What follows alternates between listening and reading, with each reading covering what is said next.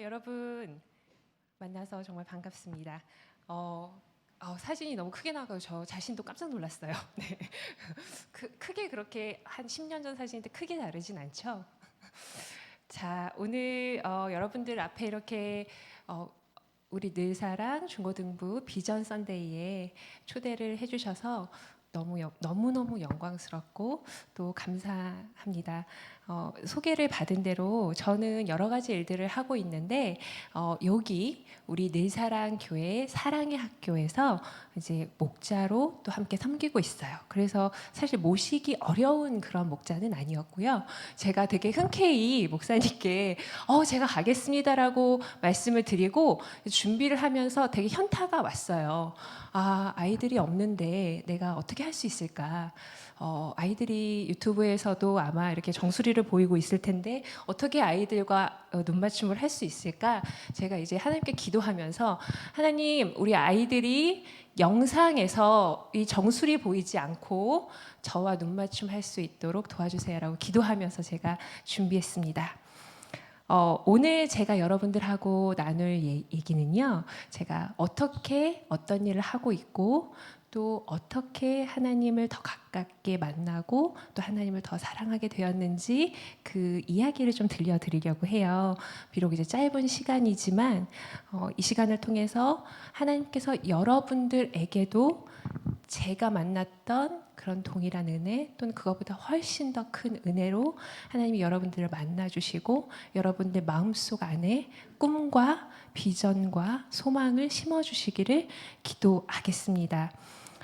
네, 오늘 온라인 예배이기 때문에 직접 얼굴은 볼 수 없지만 다행히 우리 이렇게 아주 그 핸섬한 되게 수려한 이렇게 찬양팀이 또 앞에 있어서 의지하며 나아갈게요, 여러분. 네, 큰 이렇게 환호를 해주시고 제가 좀 이렇게 동공이 흔들리면서 버벅거릴 때 간절한 마음으로 긍휼히 여기며 기도해 주세요.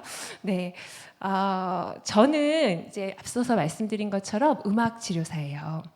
이제 음악 치료사라는 직업을 여러분들이 들어보실 수도 있었고 또 처음 들어보시는 분들도 있을 수 있는데 제가 음악 치료사입니다. 그러면 음악 치료사세요? 제가 머리가 자주 아픈데 머리 아플 때 어떤 음악을 들으면 이제 머리가 맑아지나요?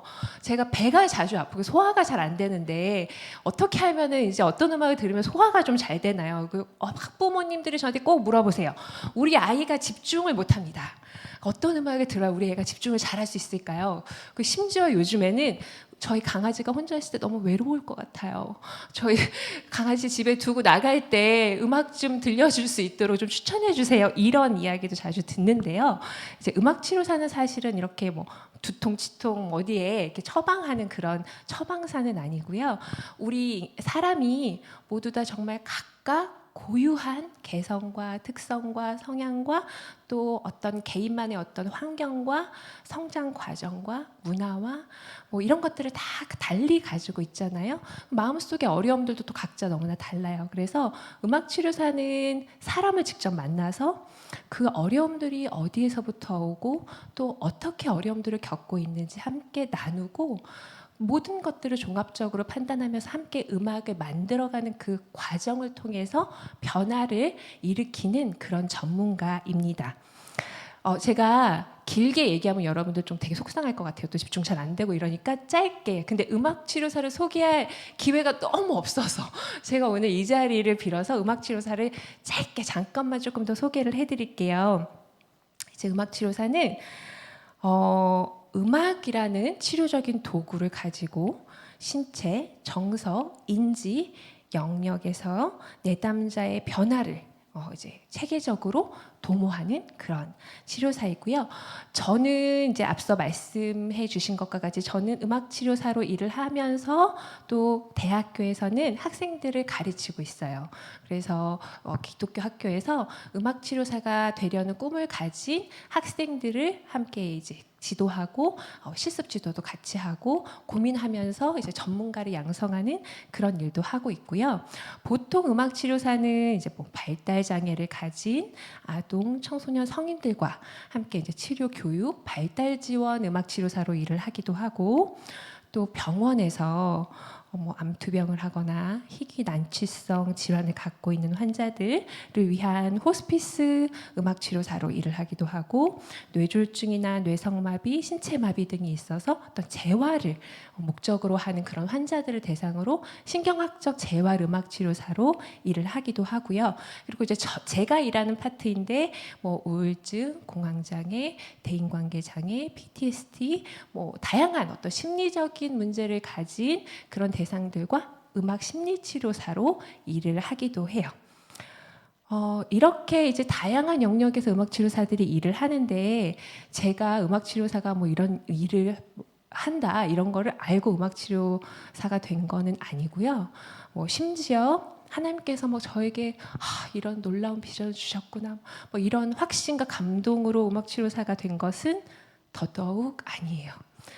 제가 상당히 오랜 시간을 돌고 돌아서 이제 음악치료라는 학문을 공부하게 되었고, 또 감사하게도 지금은 이제 꽤 이제 영향력이 있는 하나님이 주신 능력을 그래도 좀 사용할 수 있는 그런 음악 치료사가 되었어요. 근데 이제 제가 어떻게 음악을 시작했냐면, 우리 퍼스트 건반주자 몇 살 때 피아노 쳤어요? 시작했어요? 7, 8살 때? 난 6살 때 시작했는데. 저 6살 때 시작했어요. 네. 그래가지고 6살 때 피아노 시작했는데 되게 평범한 아이였어요. 그냥 피아노 치는 거 정말 너무 싫었고, 연습하는 거 정말 싫었고, 그 또 피아노 학원에 가면, 그때는, 요즘에 정말 그런 선생님들 안 계실 텐데, 이렇게 꼭 자로 손을 때리셨어요. 이렇게 자로 딱 손을 때리시고 틀리면 막 이렇게 큰 소리로 지적을 하시고, 그래서 그 선생님이 정말 무서웠던 것 같아요. 그래갖고 이렇게 이 악보를 보면 흰 거 검은 거밖에 안 보이고 대체 이거 뭘 쳐야 될지 그게 정신이 혼미해지는 그런 일들이 꽤 많았고, 음악이 정말 좋지는 않았었어요. 그래서 그때 주로 이제 제가 생각했던 건, 어떻게 하면 학원을 땡땡이 칠 수 있을까, 어떻게 갔다 온 것처럼 어떻게 할 수 있을까, 이런 생각을 주로 많이 했었던 것 같아요. 그리고 저희 부모님도 뭐 저를 뭐 그렇게 특별히 뭐 음악 전공을 시켜서 막 훌륭한 음악가로 키우시겠다는 생각도 없으셨던 것 같아요. 저희 아빠가 이제 항상 말씀하셨던 게, 근데 이제 하나를 배우면 좀 꾸준히 뭐 잘할 때까지 좀 해라, 꾸준히 해라, 이제 이런 그 성향을 좀 가지신 분이어가지고, 제가 초등학교 때 정말 아직도 기억이 나는데, 아침 일찍 저를 깨우세요. 아침 일찍이 집중이 잘 된다. 그러면서 학교 가기 전에 아침 먹기 전까지 피아노를 연습해라. 근데 그때 정말 아침마다 제가 울면서 분노의 피아노를 막 이렇게 쳤던 기억이 나요. 아무거나 막 뚱땅뚱땅. 엄마 아빠는 잘 모르시니까. 그런 또 생각이 나고, 그 학원에는 정말 이렇게 영혼 하나도 없이 몸만 이렇게 갔다가 애들이랑 좀 놀다가 이렇게 집에 오고, 이런 거를 제가 주로 했었어요. 생각을 해보니까. 그래서 제가 그런 아이들을 보면 너무 공감이 가요. 뭔지 알 것 같아요. 저 마음, 지금 몸은 여기 와 있지만 영혼은 저쪽에 가 있는 그 마음을 제가 항상 이해를 할 것 같아요. 그러던 중에 제가 중학교 1학년 때 이제 음악실에서 피아노를 막 이렇게 장난으로 막 치고 있는데, 그때 이제 음악 선생님께서 너 지금 뭐 치니? 이렇게 물어보셨어요. 근데 제가 이제 아까 말씀드렸듯이 악보를 잘 안 봤어요. 흰 거, 검은 거 이렇게 악보를 잘 볼 생각을 안 했기 때문에 저 아무거나 막 쳤거든요. 근데 선생님 저 아무거나 쳤는데요. 그랬더니, 와, 너 작곡에 소질이 있는 것 같다. 너 작곡 공부 한번 해볼래? 그러니까 아마 선생님이 그냥 던지시는 말일 수도 있는데, 제가 그때 그 작곡이란 단어가 막 너무 멋있는 거예요. 멋있다. 나 작곡가가 돼야겠다. 작곡을 어떻게 공부할 수 있지? 제가 그 순간 딱 마음을 먹었어요. 중학교 1학년 때 난 작곡가가 되리라. 그래서 이제 집에다가 말씀을 드렸더니, 뭐 이제 제 성향을 아실 거잖아요. 우리 부모님이 뭐 하려면 해봐, 뭐 얼마나 하나 보자, 약간 이런 식으로 해보라고 하셨어요. 그래서 제가 모 대학 그 114에게 전화를 걸어가지고, 114 여러분들 지금 모르죠? 죄송해요. 이렇게 전화 걸어갖고 음악대학에게 전화 걸어서, 저 중학교 1학년 뭐 누군데요, 제가 작곡을 공부하고 싶은데 그 작곡 전공하시는 선생님 좀 소개시켜 주세요. 제가 이렇게 해서 소개를 받았어요. 그래갖고 그때 레슨을 받기 시작했어요. 근데 그때도 우리 엄마 아빠가 뭐 얼마나 하나 보자 뭐 이렇게 이러셨고요. 그 레슨을 이제 받으면서 그때 그렇게 시작하면서 제가 그때 좀 깨달았던 게 하나님 나한테 되게 용기의 달란트를 주셨다. 그런 생각을 좀 많이 했던 것 같아요. 그게 이제 지금으로부터 30년 전이니까 저희 동네에 작곡하는 중딩은 없었어요. 유일한 이제 작곡하는 중딩이었고 제가 고등학교 갔을 때까지도 뭐 이렇게 우리 동네에 별로 작곡하는 애들이 없었어요. 그래서 뭐 상도 받고 제가 속으로는 내가 좀 뭐 재능이 있나 뭐 이렇게 생각도 좀 하고 그랬던 것 같아요. 근데 이제 이 작곡이라는 게 이렇게 우리가 생각할 때 제가 이제 작곡 그러면 막 피아노 앞에 앉아서 막 이렇게 치고 그 다음에 막 이렇게 일필휘지 막 이렇게 오선에다가 쫙 막 그리면 막 이렇게 영감이 막 쏟아져 나오는 이런 걸 이제 생각을 했었는데 레슨을 받는데 화성학이라는 걸 배우는 거예요. 근데 이게 앉아서 막 이렇게 세는 거예요. 세는 거 막. 계속해서 연필로 막 풀고 틀린 것 좀 제발 또 틀리지 말아라 그러면서 계속 풀고 선생님 저는 곡은 언제 쓰나요? 뭐 이렇게 했더니 그럼 한번 곡을 써와봐 뭐 이렇게 해서 제가 막 이렇게 곡을 써서 이제 연주를 해드렸더니 너 이렇게 해선 대학을 못 간다 이런 말씀을 해줘서 대학은 가야 될 것 같은데 그래서 그냥 레슨 선생님이 하라는 대로 이렇게 아바타처럼 작곡을 했던 것 같아요. 이렇게 해야지 대학을 가고 이렇게 해야지 좋은 점수를 받고 그래서 지금 생각해 보면 그냥 대학을 가면 그때는 이제 내가 뭐 진짜 이제 대학생이고 내 맘대로 내가 하고 싶은 음악을 할 수 있겠지라는 어떤 막연한 꿈을 꾸면서 그렇게 이제 지냈던 것 같아요. 근데 이제 감사하게 제가 대학을 갔거든요. 근데 대학을 갔더니 이게 산 넘어 산이에요. 잘하는 아이들이 너무 많은 거예요. 막 이렇게 제가 보기에 정말 저런 게 이렇게 타고난 천재성이구나. 내가 저런 타고난 천재성을 가진 아이들을 이길 수 있을까라는 어떤 이렇게 두려움이 많이 생기고 막 이렇게 막 열등감이 막 너무 많이 생기는 거예요. 그리고 막 정말 밤새도록 앉아서 불을 끄고 피아노를 막 이렇게 치는 아이들 연습, 쟤네들은 연습이 안 힘든가? 막 이런 생각이 들고 정말 열심히 노력하고 정말 재능이 많은 아이들을 내 눈으로 이렇게 보게 되면서 저는 이제 더 많이 열등감에 시달리게 되고 나는 작곡가로는 성공하기가 되게 어렵겠다 이런 생각이 좀 들었었어요.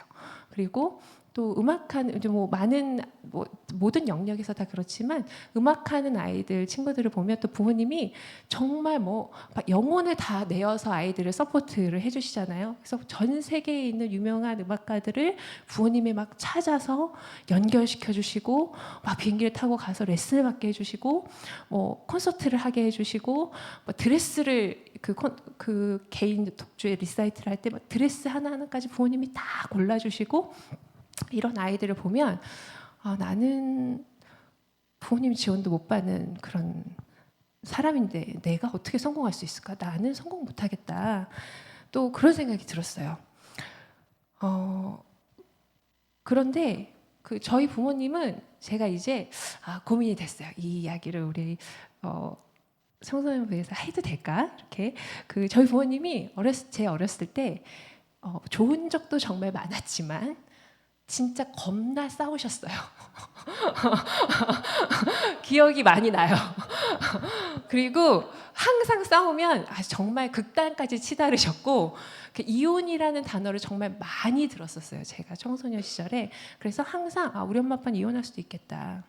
우리 엄마 아빠 언제 이혼할까? 그게 제 마음속에는 굉장히 큰 불안이고 두려움이고 또 친구들 음악하는 친구들 많이 있는데 막 너무 자존심이 상하는 거예요. 쟤네들은 엄마 아빠 저렇게 잘해주는데 나는 우리 엄마 아빠 맨날 싸우고 나 무슨 레슨 받는지 우리 엄마 아빠 잘 모르고 내가 곡 들려주면 막 좋으시고 막 이러니까 제가 나는 작곡가로도 성공 못하겠다. 그런 절망감이 너무나 컸어요. 근데 제가 성향적으로 근데 막 되게 잘하고 싶고 막 이기고 싶고 제가 6살 때 해서 이겼잖아요. 막 이기고 싶고 또 막 성공하고 싶고 막 이런 제 안에 막 그런 성향이 있다 보니까 막 뒤지는 것 같고 내가 부족한 것 같고 내가 좀 찌질해 보이면 너무너무 화가 나고 속상했던 마음이 정말 컸던 것 같아요. 그래서 제가 이 성공이란 단어를 얘기했는데 정말 그때부터도 머릿속에 막 나 성공해야지, 나 사회적으로 정말 막 인정받는 사람 돼야지, 막 되게 명예로운 사람 돼야지, 막 이런 그 꿈이 저를 정말 막 가득 채우고 있었던 시기예요.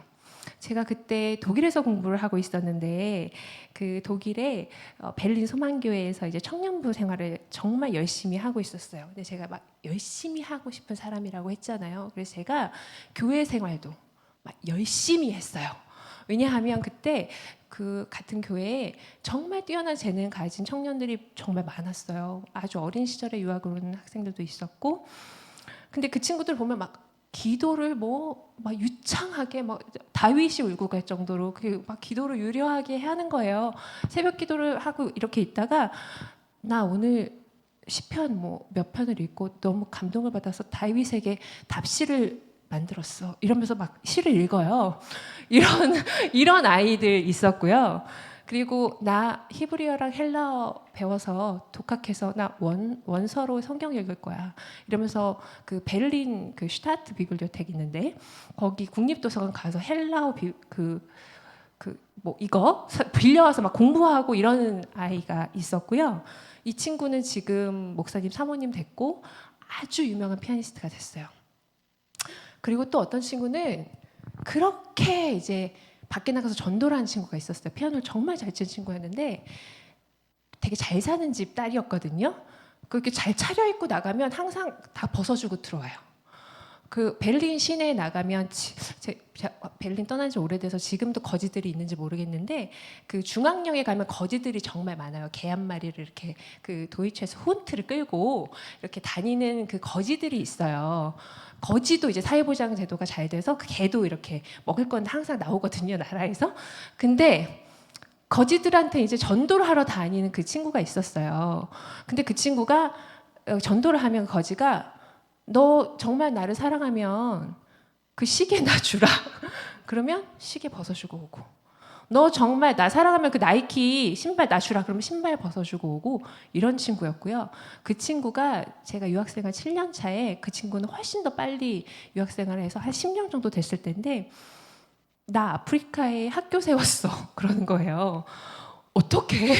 그랬더니 부모님이 보내주시는 유학 비용을 딱 반만 쓰고 10년간 모아서 나 아프리카에 기독교 학교 만들었어. 그런데 그거를 나를 엄마 아빠 일하시는 동안 나 키워주신 우리 할머니 이름으로 나 크리스천 재단을 만들었어. 그런 친구도 있었어요. 그래서 제가 뒤처지면 안 되겠다. 내가 신앙을 갈고 닦아야 되겠다. 그래서 정말 그때 열심히 기도하고 성경이 너덜너덜해지게 또 성경을 잘 모르면 약간 좀 자존심 상하니까 막 성경도 막 열심히 읽고 새벽 예배에 빠지지 않고 기도하고 했던 것 같아요. 제가 이 오늘 강연을 준비하면서 그때 내가 정말 열심히 기도도 하고 성경도 보고 했는데 내가 그때 무슨 기도를 했을까? 20년 뭐 이렇게 넘었으니까 잘 기억이 안 나는 거예요. 나 무슨 기도를 했을까? 근데 뭐 이렇게 유려하게 좋은 언어로 기도를 많이 했었을 거예요. 근데 이제 돌이켜 보면 제 기도의 그 핵심은 저 성공하게 해주세요. 저 독일에서 공부 잘해서 한국에 금이 환영하게 해주세요. 뭐 이런 게 아니었을까라는 그런 생각도 좀 들더라고요. 근데 이제 제가 근데 이제 말씀드렸잖아요. 나는 이제 성공하는 작곡가는 못 될 것 같으니까 제가 막 고민을 했어요. 어떻게 해야 되지? 하다가 이제 그러면 대학원 진학은 내가 이 실기하는 애들이 잘 안 하는 거. 내가 음악 이론, 뭐 음악 역사, 음악 사회학, 음악 심리학 이렇게 음악학이라는 학문을 공부해서 내가 쟤네들보다 이렇게 지식자로 내가 아무도 안 하는 거 내가 그걸 내가 해야겠다라는 마음을 먹고 이제 대학원 진학은 음악학이라는 이론 공부를 시작을 했어요. 근데 이제 오랫동안 실기하고 이렇게 그 콩나물 그리고 이런 거가 익숙하다 보니까 매일 앉아서 책을 읽고 논문을 쓰고 토론을 그렇게 하라네. 그래서 계속 너 생각을 말해보래요. 막 독일 교수님들이 계속 너 생각을 말해보래. 난 한국에서는 한 번 내 생각을 말해본 적이 없었는데 우리가 공부할 때는 그냥 하라는 대로 하고 외우라는 대로 외우고 그러면 뭐 잘 되는 것 같았는데 내 생각을 말해보래. 그래서 그게 너무 괴로웠어요. 독일 애들은 그렇게 자기 생각을 말해요. 들어보면 별것도 아닌데 되게 그렇게 자기 생각을 말하고 정말 다양한 의견과 다양한 생각을 정말 길게 토론을 해요. 너무 괴로웠어요. 재미가 하나도 없는 거예요. 근데 이제 내가 여기서 공부를 중단하거나 또 다른 공부를 선택하는 건 막 자존심이 상하는 거예요. 내가 능력이 없어서, 내가 되게 찌질해서 또 포기하는 것 같아서 머리로 막 너무 괴롭고 힘들었어요. 그래, 열심히 해야지. 열심히 해야 성공을 하지. 고통 없이 성공하는 사람이 어디 있겠어. 이런 마음이 들다가도 너무 힘들다. 나 재미가 하나도 없다. 뭐 공부를 하면 재미가 있어야 되는데 재미가 하나도 없다. 이렇게 굉장히 싸우고 있을 때쯤에 제가 음악 심리학 수업을 듣다가 이제 뮤직 테라피, 음악 치료라는 거를 딱 듣게 됐어요. 저게 뭐지? 근데 그거는 지식도 있어야 되는데 음악적인 역량도 있어야 되고 실제로 사람을 만나서 음악을 막 해야 되고 그런데 아는 것도 많아야 된대요. 그래서 이거는 내가 정말 찾던 거다. 음악도 할 수 있고 막 지식적인 것도 막 많이 배워서 아는 것도 많이 있을 수 있으니까 나는 이거를 해야 되겠다라고 그 순간 마음을 먹었어요. 근데 하나님께서 저에게 용기의 달란트를 항상 주셨잖아요. 그래서 딱 수업이 끝나고 그 수업을 해주셨던 교수님 찾아가서 교수님 저 음악 치료 더 알고 싶은데 어떻게 해야 더 알 수 있나요? 물어봤더니 우리 학교에서는 음악 치료 공부했었고 저 옆 학교 가야 공부할 수 있어. 그러시는 거예요. 그래서 그 옆 학교 교수님 성함을 알려주시고 연락을 해봐. 그래서 제가 용기의 달란트로 또 바로 연락을 드렸어요. 그랬더니 우리 학교에서 이번 주 토요일에 음악 치료 그룹이 열리는데 너 와서 음악 치료 받아볼래? 그래서 제가 그 주 토요일에 아침 9시에 가서 저녁 6시까지 음악 치료를 받았어요. 너무 행복했어요. 너 생각 말해봐 이런 거 막 토론 안 하고 그냥 음악을 하면 되더라고요. 그래서 이걸 해야겠다. 음악도 할 수 있고 공부도 할 수 있고 사람도 도울 수 있다는데 이거면 진짜 세상에 나가면 되게 비전 있는 사람이 막 될 것 같아요. 그래서 제가 용기의 달란트로 학교 딱 그만두고 다시 입시를 보고 음악 치료를 전공하게 됐어요. 근데 이제 음악 치료라는 게 되게 흥미로웠어요. 재밌었어요. 근데 되게 어려웠어요. 그래서 매주 해야 될 과제들이 정말 많았는데 제가 오랫동안 독일어를 공부했고 독일어를 다른 한국 학생들보다 좀 잘했지만 너무 어려웠어요. 그래갖고 과제를 내려고 준비를 하면 항상 친구한테 나 문법 틀린 거 없니? 나 말 이상한 거 없니? 이렇게 확인을 받고 그 친구가 이렇게 고쳐주면 제가 그걸 수정을 해서 다시 과제를 제출해야 되니까 저는 시간이 항상 많이 걸렸어요. 그리고 매번 그걸 봐달라고 하는 것도 막 너무 막 미안하기도 하고 자존심도 상하는데 제가 딱 보니까 독일 애들이 음악성이 너무 좀 떨어지더라고요. 그래갖고 내가 그러면 피아노 반주도 가르쳐주고 내가 화성학도 가르쳐주고 내가 이론도 가르쳐주고 시창 청음도 내가 도와줄게. 이렇게 해서 제가 독일 친구들을 그런 거 도와주고 저는 뭐 심리학이나 뭐 정신병리학까지 이제 어려운 과목에서 친구들의 도움을 받으면서 이제 음악 치료를 공부를 계속 하게 되었어요. 근데 이제 음악 치료사는 공부하는 과정에도 실습을 나가야 돼요. 의사나 간호사들이 병원으로 실습 나가는 것처럼. 그래서 뭐 이제 음악치료사도 병원으로 나가기도 하고 특수학교 같은 뭐 기관, 사회복지기관으로 나가기도 하는데 저도 이제 그때 병원도 나가고 특수학교에도 나갔어요. 근데 이제 처음 나갔던 실습에서 제가 준비를 많이 했죠. 독일어 노래를 막 달달달달 외우고 막 다 이제 이렇게 준비를 해서 갔는데 그 독일 장애 아이들이 볼 때에도 이제 제가 외모가 좀 특이했겠죠. 이렇게 눈도 이렇게 뚝 찢어지고 이렇게 뭐 이렇게 생기고 이렇게 보던 사람 늘 보던 독일 사람처럼 안 생겼으니까 저 사람은 도대체 뭘까라는 그런 아이들의 호기심으로 제가 뭘 해도 무슨 노래를 해도 무슨 말을 해도 저의 그 외모에만 이렇게 관심을 기울이고 아무것도 같이 해주질 않는 거예요. 그래서 너무 괴로워하고 있는데 그때 다운 신드롬 어떤 아이가 제가 너무 신기한 나머지 정말 저를 이렇게 보다가 쉬가 마렵다는 그 신호를 못 하고 그냥 바지에도 실을 쌌어요. 그럼 어떡해요? 제가 치워야 돼요. 그러면 아이들이 신호를 못 보내서 미처 화장실에 못 가서 실례를 하면 거기 안에 있는 전문가는 나니까 내가 그걸 치워줘야 돼요.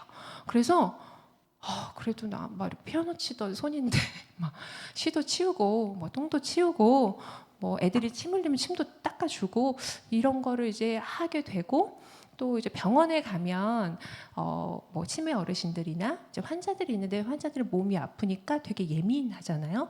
그래서 여러분들이 생각해보면 내가 아파서 막 병원에 갔는데 외국인이 어디 저기 되게 중국인이나 뭐 베트남처럼 보이는 되게 동양인이 어서 오세요. 어디 아팠어? 오셨어요? 막 이렇게 하면 뭐 믿음이 가겠어요? 뭐 나를 맡길 수 있을까? 그러니까 이제 그 어르신이, 치매 어르신이 제가 딱 들어가면 제가 그튼타 뭐 프라시미트 하면 막 욕을 하셨어요. 막 너네 나라로 가. 뭐 왜 너 여기 왔어? 막 이렇게 하시고, 동양인들은 마늘 냄새나. 뭐 이렇게 하셔가지고, 근데 제가 저는 실습을 나가야 되고 항상 독일 친구들이랑 같이 공부를 하니까 진짜 한국 음식을 안 먹었어요. 그래서 식탐이 별로 없어가지고, 이렇게 덩치는 이렇지만 식탐은 또 많지 않답니다. 그래가지고 한국 음식을 정말 안 먹고 1년에 2번 정도 설날 그리고 추석 때 우리 한인교회에서 유학생들을 초대해 주셔서 한국 음식을 먹을 수 있게 해주신 거 이외에는 제가 한국 음식 안 먹었어요. 마늘 냄새가 안 날 텐데 그런 고정관념으로 자꾸 제가 이제 문을 열고 들어가면 마늘 냄새, 슈팅 카트 막 이렇게 하면서 이제 마늘 냄새 난다 그러고, 그리고 이제 니네 나라로 돌아가라 그러고, 왜 저 못 사는 동양 나라에서 온 애들이 우리한테 왔냐고 소리를 지르셨어요. 그래서 참다가 제가 하루는 못 참겠더라고요. 그래갖고 프라시미트, 당신한테는 무슨 냄새 나는 줄 아냐? 당신한테는 치즈 냄새 난다. käse거든요, 독일어로. 치즈 냄새 난다. 그 치즈 냄새 어떤 냄새인지 아냐? 진짜 한 3개월 동안 발 안 씻은 진짜 썩은 냄새다. 제가 그렇게 막 했어요. 약간 이렇게 당황하시면서 어쨌든 그날 세션 잘 했는데 제가 집에 돌아오면서 약간 이제 걱정이 됐어요. 내가 환자한테 어쨌든 화를 낸 거니까 내가 이 병원에서 약간 잘릴 수도 있겠다 이런 마음으로 돌아왔는데, 다행히 그분이 이제 치매 환자시니까 제가 그렇게 했던 걸 기억을 못 하셨어요. 그리고 다음 주에 가니까 또 똑같이 너 마늘 냄새 난다. 돌아가라. 뭐 이렇게 그냥 하셔가지고 이제 지나갈 수 있었어요. 그래서 제가 그런 경험을 하면서는 내가 진짜 사람들을 이렇게 만나서 하는 이 직업을 내가 정말 할 수 있을까? 이거보다 더 심한 환자들도 많고 더 어려운 그런 케이스도 많을 텐데 내가 정말 이걸 할 수 있을까라는 그런 갈등도 그때는 좀 있었던 것 같아요. 근데 뭐 사람은 어쨌든 익숙해지는 것도 있고 또 능숙해지는 것들도 있으니까 제가 공부를 하는 동안에는 이렇게 틀니를 빼서 주물주물하고 계시다가 제가 들어가면 틀니를 황급히 입에 넣으시고 여기 침이 되게 흥건한데 독일에서는 항상 악수로 인사를 하거든요. 구튼탁 뭐 이렇게 이제 침이 여기 지금 흥건한데 막 이렇게 악수를 하셔도 제가 어르신 이제 침 여기 닦고 저 악수 좀 하자 이렇게 하거나, 이렇게 틀니 빼고 들고 있으면 그 틀니 얼마나 비싼 건데 지금 잊어버리시면 어떡하냐, 빨리 입에다 넣어라 이렇게 해서 제가 넣어드리기도 하는 그런 이제 여유가 이제 나중에는 좀 생기기도 했어요. 그래서 2006년 정도가 됐을 때 제가 이제 공부를 마치고 한국에 귀국을 했는데, 그때는 한국에서는 여전히 이제 음악 치료가 뭔지 많이 알려지지는 않았을 때였던 것 같아요. 그래서 이제 막 학교나 병원 뭐 이런 곳에서 음악 치료를 시작하려는 그런 움직임들이 좀 있었고, 그때 당시에 이제 한국에 학교 폭력, 뭐 학업 중단 이런 게 조금 막 이렇게 사회적인 이슈가 되던 시절이에요. 그래서 중학교, 고등학교 학업 중단율이 너무나 높고 아이들이 학교 안에서 어떤 폭력이 많이 일어나고 아이들의 비행이 되게 심해지고 있다. 그게 이제 교육부에서 되게 막 어떻게 해야 되냐 이런 이제 과정에서 그러면 아이들을 뭐 상담도 하고 뭐도 하고 뭐 이렇게 여러 가지를 해보면서 음악 치료라는 것도 한번 해보자라고 해서 이제 제가 그때 한국 최초로 기숙형 위스쿨이라는 곳에서 이제 음악 치료사로 일을 하게 되었어요. 근데 이제 제가 지금 강조했죠. 한국 최초로 이런 거, 제가 이런 거 되게 좋아해요. 한국 최초로 이런 그래가지고 내가 한국 최초로 이 위스쿨에서 내 음악 치료사를 하게 되었구나. 근데 어떻게 생각했겠어요? 막 열심히 해야지.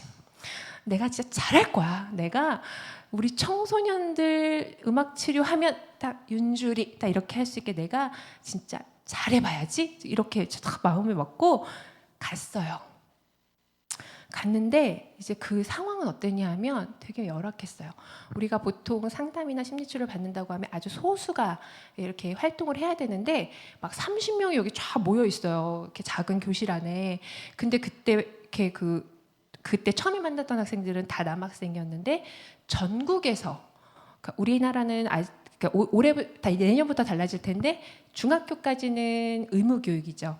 그래서 아이들이 아무리 학교에서 깽판을 쳐도 맘대로 못 잘라잖아요.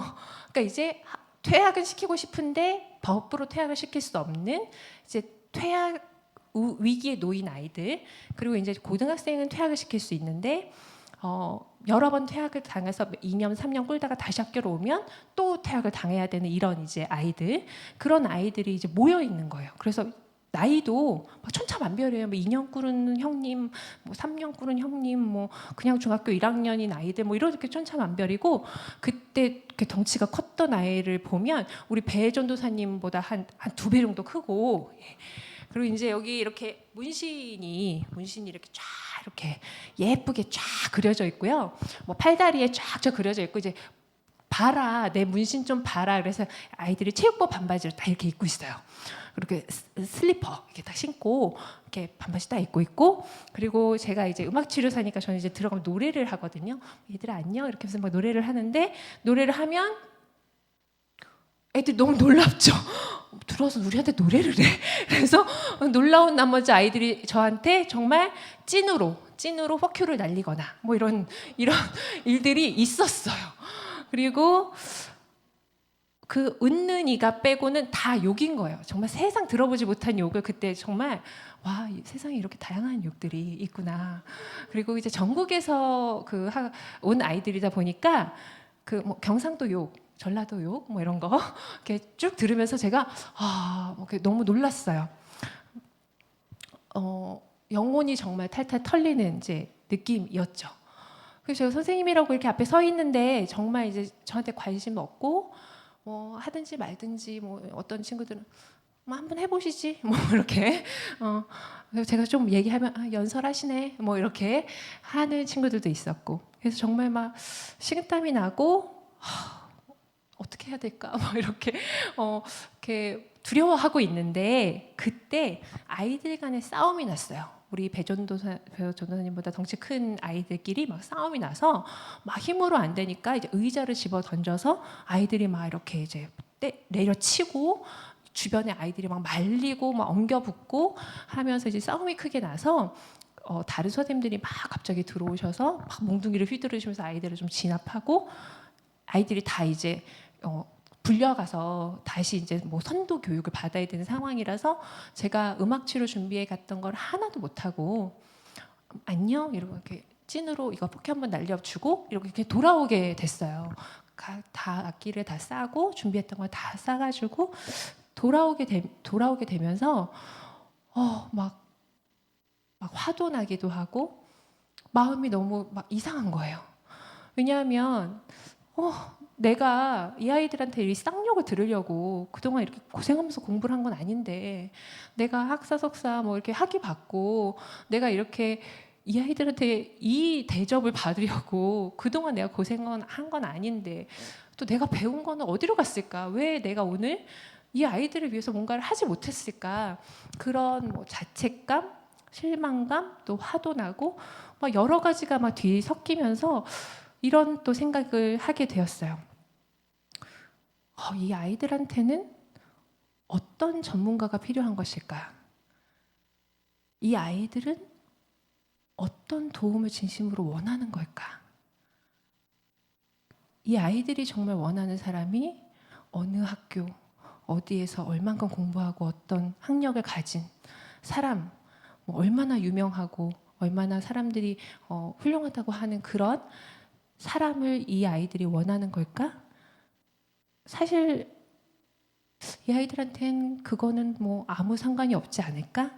이 아이들이 정말 원하는 사람은 내가 얼마나 힘든지, 내가 무엇 때문에 이렇게 힘든지, 내가 무엇 때문에 이렇게 화를 낼 수밖에 없는지, 내가 무엇 때문에 학교를 몇 번이나 그만두고 세상으로 뛰쳐나올 수밖에 없었는지 이해해주고 들어주고 공감해주는 사람이 필요한 것이 아닐까라는 생각을 그때 정말 진심으로 처음 했던 것 같아요. 좀 부끄러운 거죠.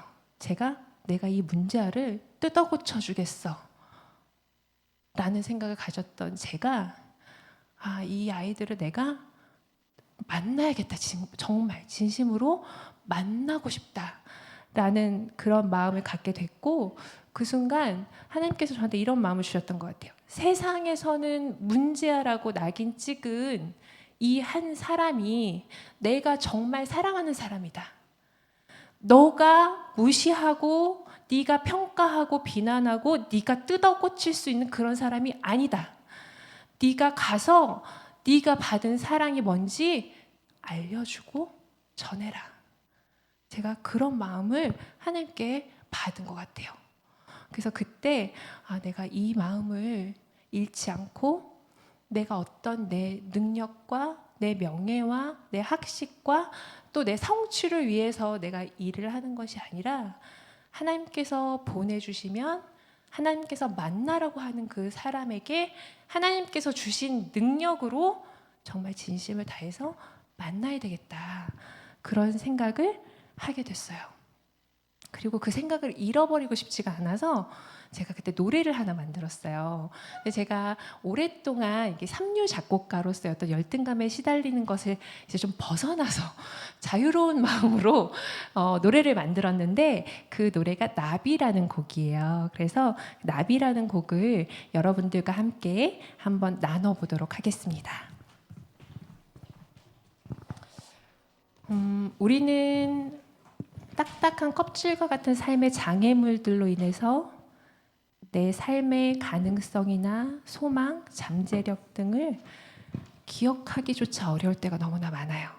눈으로 보여지는 겉모습으로 판단하지 않고 그 안에 감춰진 마음, 또 진실을 볼 수 있는 지혜, 또 누구나 하나님께서 주신 존귀한 사람이라는 것을 잊지 않는 그런 마음으로 우리 나비라는 곡을 함께 불러보도록 하겠습니다.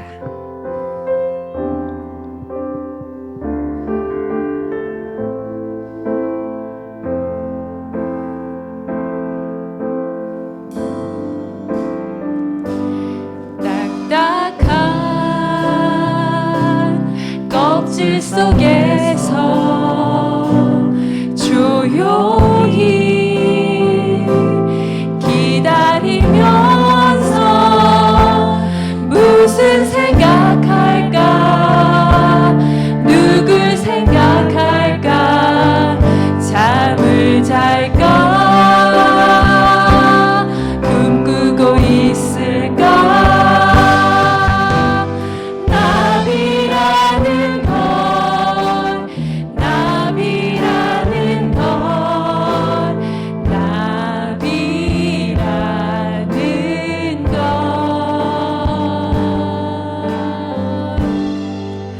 넌 알고 있을까.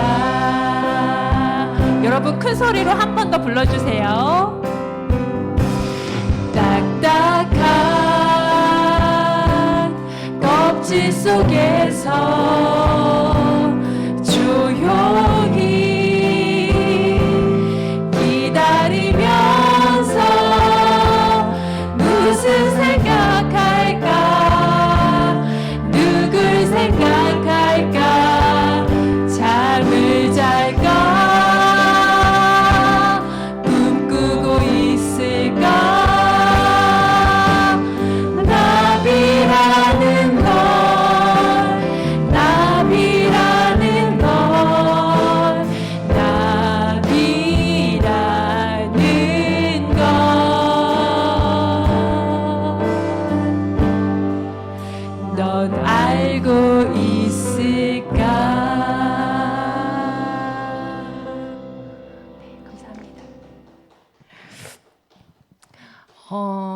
제가 이 곡을 상당히 오래전에 만들었는데 제가 다시 제 안에서 욕심이 막 생겨나고 또 자꾸 막 성공하고 싶고 내가 더 잘하고 싶고 또 못하면 또 너무나 낙심이 될 때 제가 다시 이 곡을 불러요.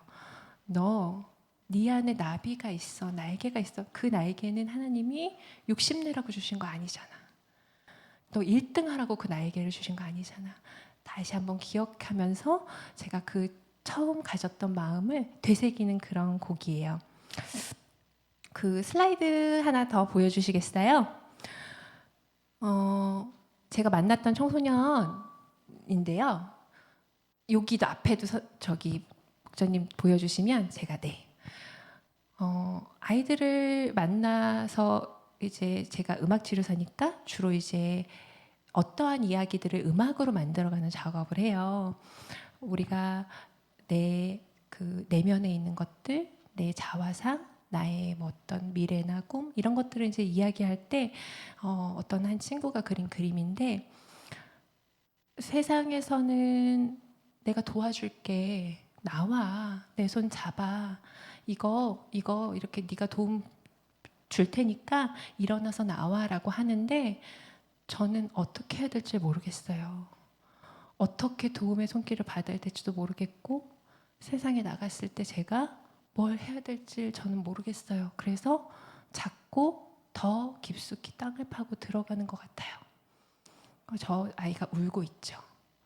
물론 겉으로 보면 욕을 해요. 근데 이 아이가 이렇게 말해요. 제 인생을 생각하면 너무 답답해요. 희망이 없는 것 같아요. 내 모습, 내 인생은 너무 초라한 것 같아요. 다른 친구들과 비교할 때 내 처지에 한숨이 나와요. 계속 실패만 하는 것 같아서 이제 포기해버리고 싶어요. 공부, 대학 이런 생각을 하면 한숨이 나오고 그냥 너무 막막해요. 또 다른 친구들 이렇게 얘기를 해요. 아무도 모르고 너만 아는 네 모습 한번 그려줄래? 우리 오늘 그거에 대해서 노래를 만들자. 정말 심혈을 기울여서 그리는데요. 이 앞에 어떤 건지 보이시죠? 눈물이에요. 아이들이 입으로는 욕을 하고 몸에 문신을 그릴지 몰라도 마음속에는 너무 큰 외로움과 슬픔이 있어요. 고민이 있어도 속마음 얘기할 사람이 없어 너무 힘들어요. 매일 같이 놀던 친구도 정작 필요할 땐 도움이 안 되는 것 같고 너무 외로워요. 부모님이 항상 나의 잘못을 지적하고 내 편은 아무도 없는 것 같아요. 이렇게 표현하는 친구들이 있어요. 제가 청소년들을 만나보니까요. 화내고 짜증나고 어떨 때는 너무나 무서운 공격성으로 다른 사람들을 좀 놀라게 할 때도 있는데 그 청소년들의 마음의 깊은 곳을 보면 외롭고 두렵고 절망감이 들고 슬프고 그런 것들이 정말 깊이 아주 크게 자리 잡고 있다는 것을 알게 됐어요. 근데 때때로는 자기가 그런 마음이 있다는 것조차 잘 알아차리질 못해요.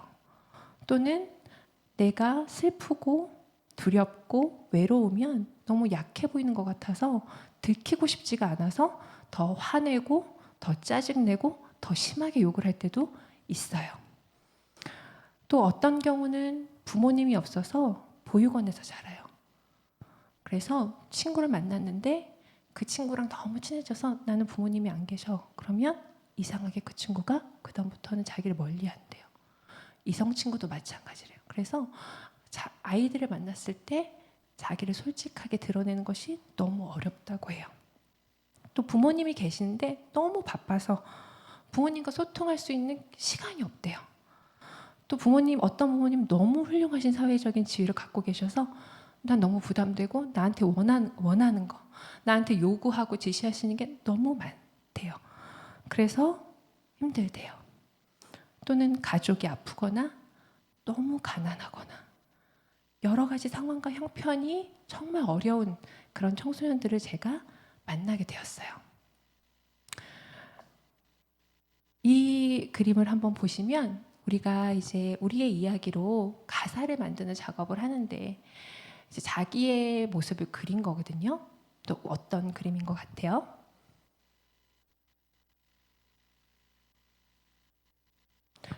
너의 생각을 말해줘. 어떤 그림인 것 같니 얘들아? 보이는 그대로야. 음? 높은 빌딩에서 떨어져서 죽어요. 그리고 자기 영정사진 앞에 향초가 놓여져 있고 아무도 오지 않는다.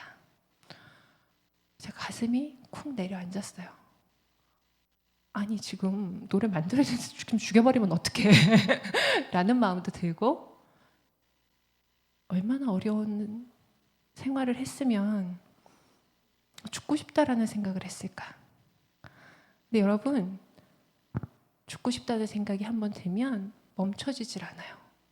계속해서 죽고 싶다는 마음이 들고, 어떻게 죽지? 어떤 방법으로 죽지? 언제 죽지? 이렇게 구체적인 생각까지도 할 수밖에 없게 돼요. 근데 이 친구한테 제가 너 언제부터 그렇게 죽고 싶은 생각을 하게 됐니? 선생님한테 솔직하게 한번 말해보렴 이라고 하면 걔가 말 안 하겠죠. 그래서 그래? 그럼 이 주인공은 이제 어떻게 될까? 제가 이렇게 물었어요. 그랬더니 이 다음 슬라이드를 보여주시면요, 뭐가 있는 것 같아요? 우리 자매님, 제일 첫 번째 그림에 무덤에서 천사가 일어나죠. 이 친구가 이렇게 말해요. 다시 태어나기 위해서 죽는 거예요.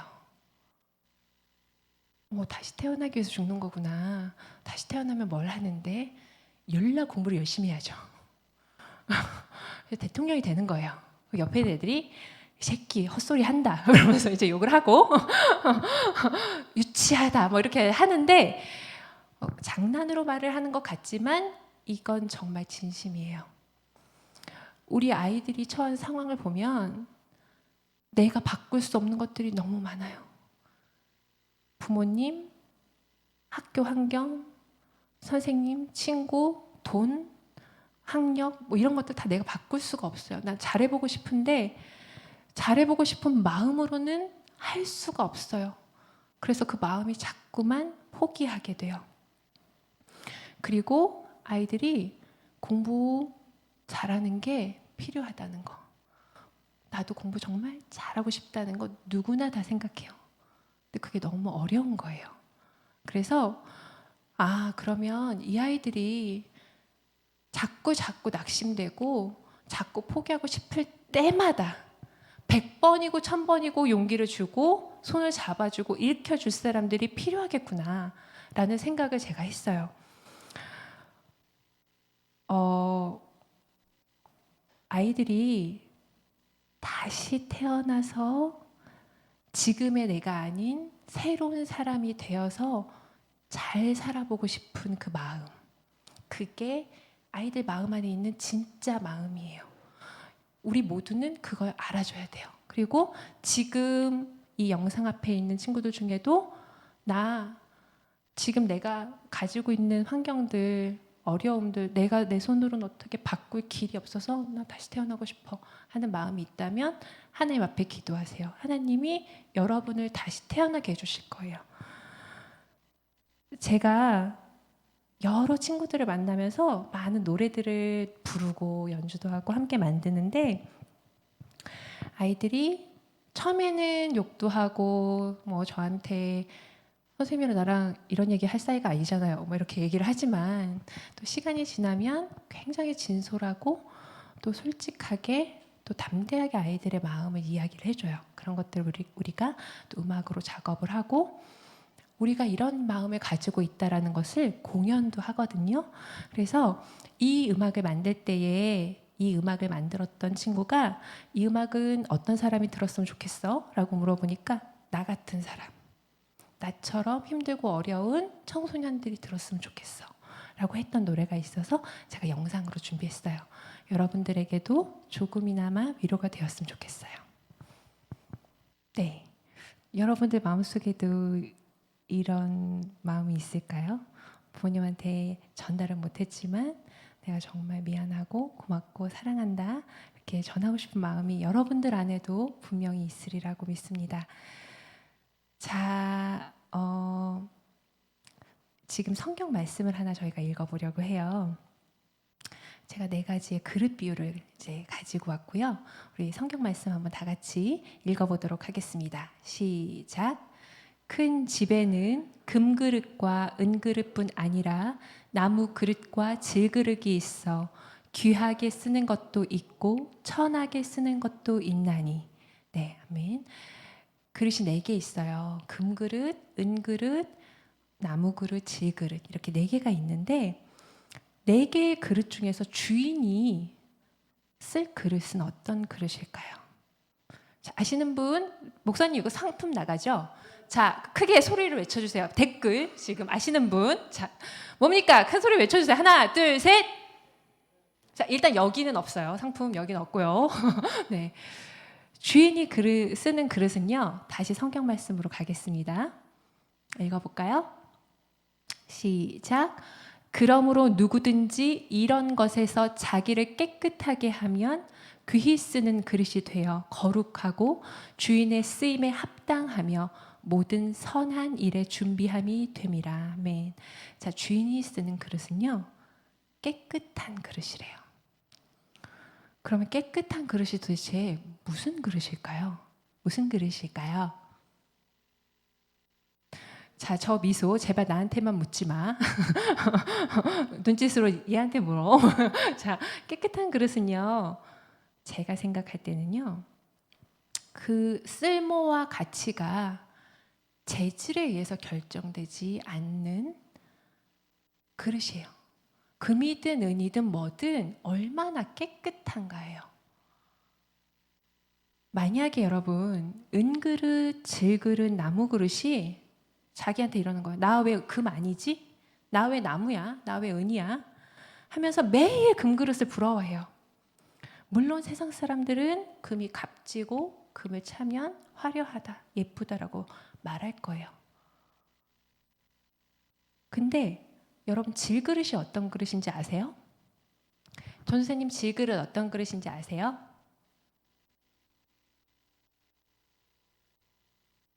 네. 그러시죠? 배전도사님이 아실 것 같아요. 아, 그러실 것 같았어요. 배전도사님 질그릇 어떤 그릇? 맞아요. 잘 깨지는 그릇. 질그릇이요. 어떤 그릇이냐면은 항아리예요. 흙으로 빚어져서 불에 여러 번 구워져서 나와서 항아리에는 뭐 담는지 아시죠, 여러분? 장 담아요. 된장, 고추장, 김치 이런 거. 그래서 그 항아리에 무엇이 담겨지면 항아리는 숨을 쉬기 때문에 오랫동안 보관할 수 있어요. 그리고 시간이 가면 갈수록 거기에 담겨진 것이 깊이를 더해가고 가치를 더해가요.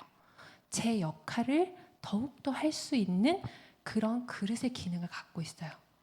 그런데 금에다가 고추장, 된장, 김치 담아가지고 땅에다 묻어요. 어떻게 될까요? 금세 못 먹게 될 거예요.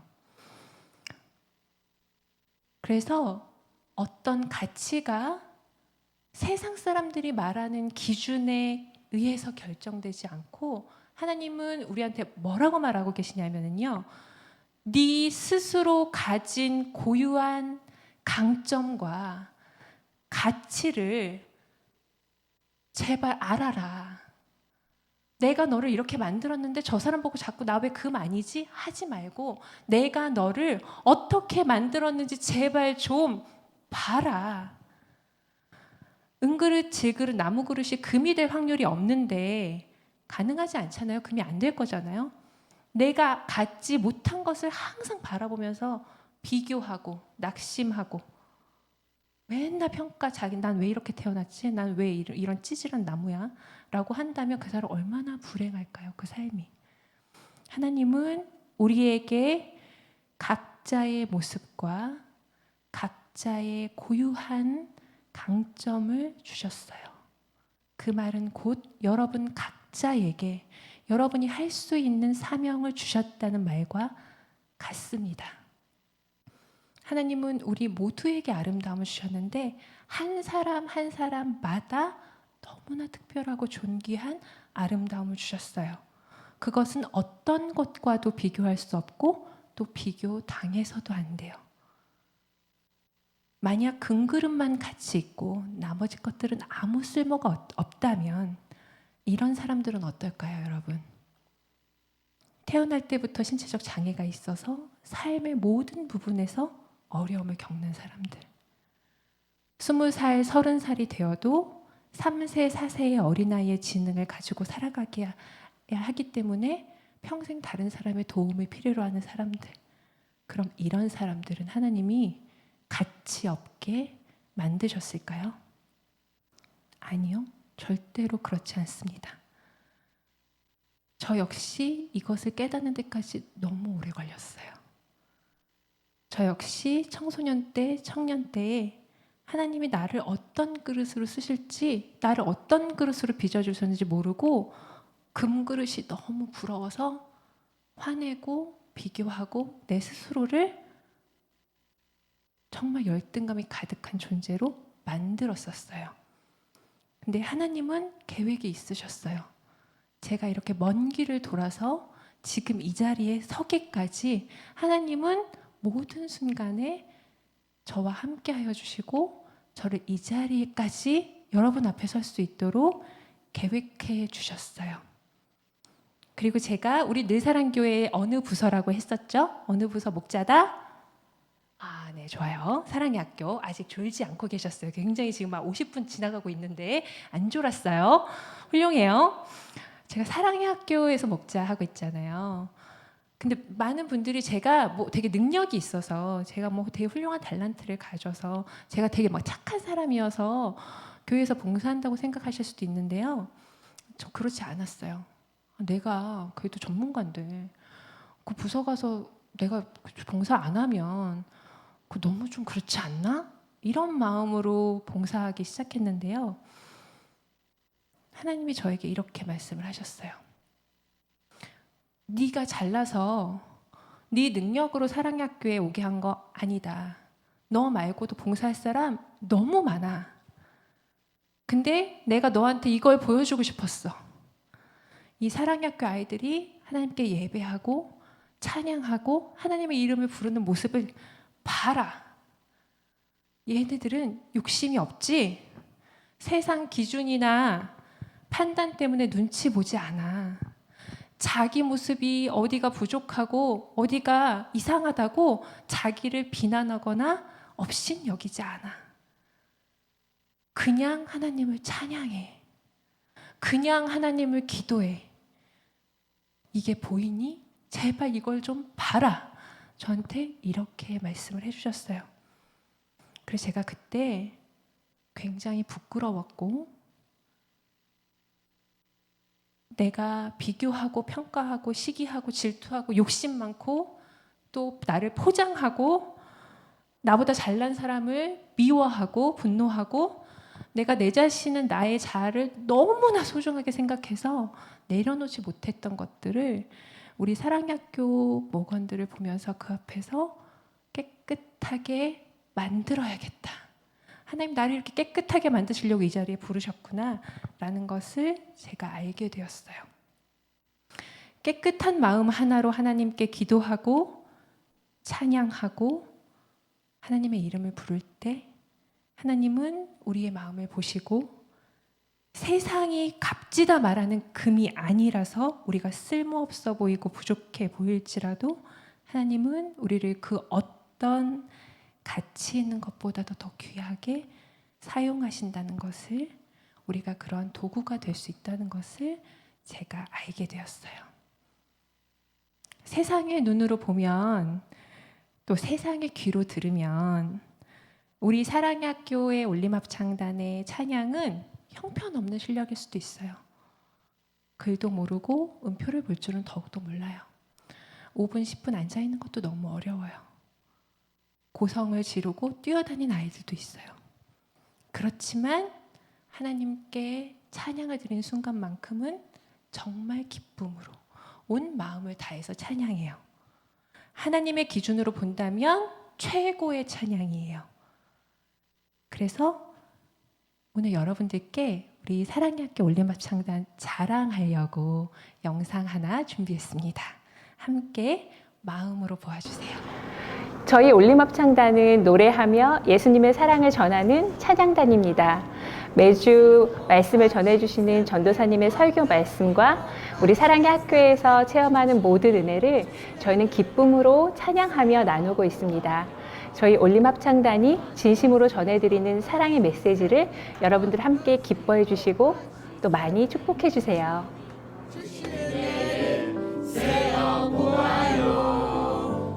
사람들이 내게 말하죠. 너는 뭐가 그리 행복하냐고. 나는 네 가지 행복의 비밀 이제 말해줄게요.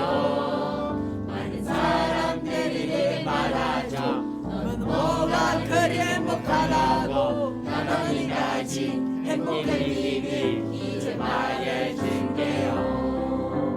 사랑하는 우리가 더 주지 주님, 소중한 친구들의 주신 주님, 맛있는 음식을 주시 주님, 튼튼한 우리 몸에 주신 주님, 산바다 자연을 주시 주님, 아름다운 음악을 주신 주님, 네 사랑교회는 주시 주님, 사랑의 학교를 주신 주님.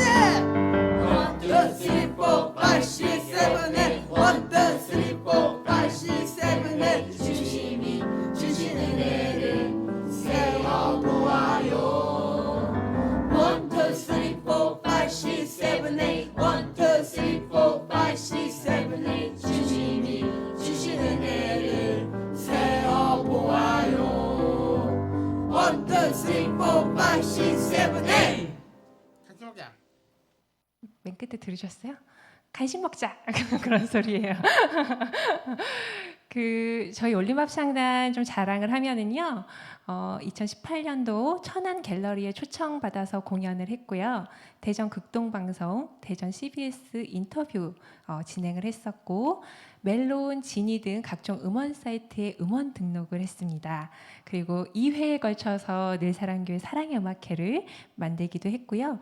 올해는 이제 코리아 스페셜 올림픽에 저희가 초청되었는데 이제 그 코로나로 인해서 개최가 되지 않아서 저희가 출연을 하지는 못했었어요. 우리 올림합창단을 보면 많은 분들이 눈물을 흘리시고 함께 찬양을 해주시고 또 많은 장애우 가족들이 용기를 얻었다고도 말씀해 주세요. 만약 하나님께서 훌륭한 기술과 능력만 가진 사람을 세우셨다면 우리 올림합창단을 무대 위에 서게 하지 않으셨을 거예요. 많은 사람들에게 찬양을 부르지 않게 하셨을 거예요. 그런데 하나님은 우리 올림합창단을 사용하고 계세요. 우리 올림합창단이 찬양하고 복음을 전하게 하나님이 사용하고 계세요. 여러분, 지금 내가 금그릇이 아니라서 세상에 많은 금수저로 태어난 사람들 때문에 절망하고 계시나요? 하나님이 나에게 어떤 비전과 소망도 주시지 않은 것 같아서 좌절하고 계시나요? 아니요, 여러분. 하나님은 지금 이 순간도 여러분들과 함께 하시고 여러분의 상처를 헤아리시고 여러분의 손을 잡길 원하십니다. 하나님께 더욱 간절히 기도하세요. 여러분이 깨끗한 그릇이 될 수 있도록 하나님께 기도하세요. 낙심하고 시기하고 또 비난하고 분노하고 절망하는 것들 다 버리고 하나님의 소명과 비전으로 가득 채울 수 있는 여러분들 깨끗한 그릇이 되게 해달라고 여러분들 간절히 기도하세요. 여러분, 하나님이 하시면 사람이 하는 것과는 비교를 할 수가 없어요. 하나님의 방법과 하나님의 속도는 이 세상 어떤 것과도 비교를 할 수가 없어요. 하나님이 하시겠다고 하시면 그 어떤 어려움과 상황을 다 초월하셔서 하나님이 여러분들을 쓰실 겁니다. 하나님이 여러분들을 하나님 능력의 그릇이 되게 하실 거예요. 여러분들의 소망과 비전을 이뤄가는 길이 힘들고 고단할 수도 있어요. 그렇지만 하나님이 여러분들과 함께 하신다는 사실을 항상 기억하시고 여러분 각자의 그릇을 하나님께서 빚어주시고 하나님께서 채워주시도록 기도로 간구하시기 바랍니다. 여러분 가슴 속에 채워지는 꿈과 비전과 열정이 세상의 기준과 관점이 아니라 하나님의 기준과 하나님의 관점과 하나님의 열정으로 채워지기를 저도 기도하겠습니다. 사랑하는 늘사랑 중등부 고등부 우리 청소년들, 하나님께서 여러분들에게 주신 은혜를 기억하시고 또 정말 달고 단 소망의 열매들을 맺어 가시기를 기도하겠습니다. 제가 마지막으로 찬양 하나를 더 소개하고 마칠 건데요. 제가 예전에는 열등감으로 가득 찬 삼류 작곡가였잖아요. 하나님께서 저를 어떻게 쓰시냐면요. 제가 사랑의 학교에서는 인류 작곡가예요. 그래가지고 제가 노래를 만들면 웬만하면 다 좋다 그래요. 막 너무 좋다 그래요. 그래서 제 자존감을 막 높이 이렇게 세워주시고, 그래, 찬양하는데 네 능력을 써. 너무 행복해요. 그래서 뭐 평가하고 내가 성취하는데 내 음악을 쓰는 것이 아니라 하나님 주신 이런 아름다운 음악을 누리고 함께하고 감사하는 데 쓸 수 있다는 것이 하나님께서 저에게 주신 또 하나의 축복이라는 것을 제가 여러분들께 고백을 드립니다. 우리 늘사랑교회 사랑의 학교 올림합창단이 여러분들께 들려드리는 마지막 찬양입니다. 보배라는 찬양 우리 함께 나누면서 마무리하도록 하겠습니다.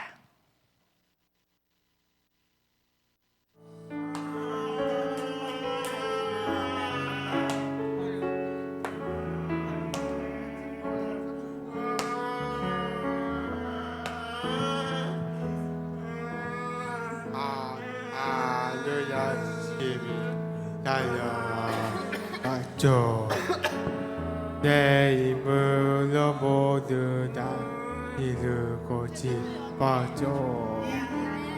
때로 많은 것들 이루었고 때로 많은 것들 실패하면 많은 시선과 걱정들을 나의 마음을 무겁게 하지만 이대로 포기하지 않아요. 내게도 이루고 싶은 꿈이 있어요. 조용히 눈 감고 춤참 듣기 원해요. 내게 찾아와 내 손 잡아주기 원해요.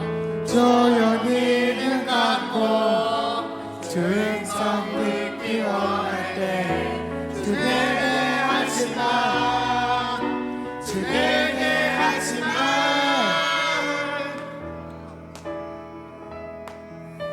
나는 언제나 너와 함께 있단다. 너의 약함과 두려움에 내가 눈물 지으며 홀로 외롭고 아프게 두지 않으려고 한 번도 내 두 손을 놓지 않았단다.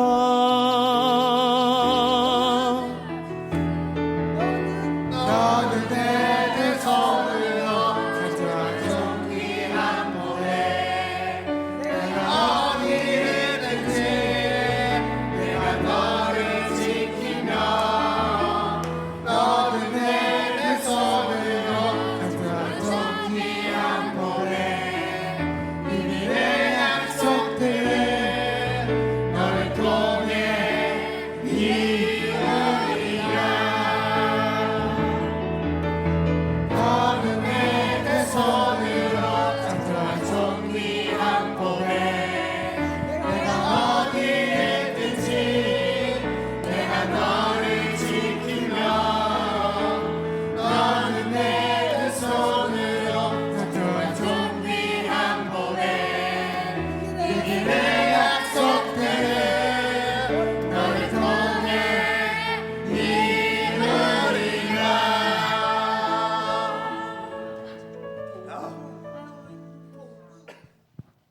네, 여러분, 저희 기도하면서 오늘 예배 마무리하도록 하겠습니다. 함께 기도하시겠습니다. 하나님께서 사랑하시는 귀한 보배들, 늘 사랑의 청소년들이 여기에 있습니다. 한 사람도 그냥 지나치지 마시고 각 사람의 마음속에 찾아가 주셔서 주님의 소망과 비전을 채워주시고 우리 늘 사랑의 청소년들이 하나님의 계획과 사랑을 더 깊이 깨달을 수 있도록 도와주시옵소서. 세상 그 어떤 기준과 가치에 흔들리지 않고 우리 각자에게 주신 능력을 견고하게 키워나갈 수 있는 지혜를 주시옵고 힘들고 어려운 순간들마다 하나님께 기도하며 간구하고 나아갈 수 있는 우리 늘사랑 중고등부가 될 수 있도록 주님 함께하여 주시옵소서. 우리 아이들의 삶 속에 만나는 친구들, 선생님, 목사님, 또 그리고 부모님도 우리 아이들의 마음을 다 헤아릴 수 없을 때에 주님께서 그 마음을 헤아려 주시고 우리 청소년들의 마음을 찾아가서 위로해 주시고 주의 사랑과 능력으로 덧입혀 주시옵소서. 우리 늘사랑 자녀들의 성장을 우리 주님께서 책임져 주실 것을 믿사오며 감사하신 우리 주 예수 그리스도의 이름으로 기도하였습니다. 아멘.